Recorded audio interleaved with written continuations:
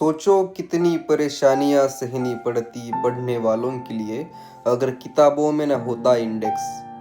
तो हर एक पन्ना पलटना पड़ता वो पन्ना ढूंढने के लिए जिसे हम पढ़ना चाहते हैं। उसी प्रकार से इंडेक्स होता है सीक्वल में भी। अगर हम बिना इंडेक्स के कोई सिलेक्ट स्टेटमेंट रन कर दे तो उस टेबल की सारी रोज क्या होती है, स्कैन होती है।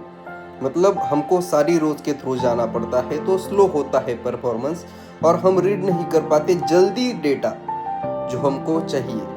तो इंडेक्स क्या करती है, हमको वो फुल स्कैन करने के बजाय इंडेक्स के स्कैन के बेसिस पर हमको डेटा ला कर देती है। अगर हमारी क्वेरी कॉम्प्लेक्स हुई जिसके अंदर जॉइंस ज़्यादा है, कंडीशंस ज़्यादा है, तो भी इंडेक्स हमारी क्वेरी हमको जल्दी डेटा देगी अगर उस पर इंडेक्स लगा हुआ होगा तो इस इंडेक्स के कुछ प्रकार है वो मैं आपको बताने वाला हूँ। सिंपल प्रकार कुछ जो है वो है कि सिंगल कॉलम इंडेक्स, मतलब एक ही कॉलम पर बनी हुई इंडेक्स।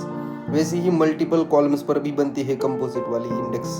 वैसे ही यूनिक इंडेक्स होती है जो कि चेक करती है कि कॉलम की हर एक वैल्यू यूनिक हो। जैसे कि अगर हम पर्सन्स का डेटा स्टोर कर रहे हैं कि आधार कार्ड हर एक का यूनिक होगा आधार कार्ड नंबर, तो वो चेक करेगा कि उस कॉलम पर वैल्यू यूनिक हो। ऐसे बहुत सारे प्रकार है इंडेक्स के।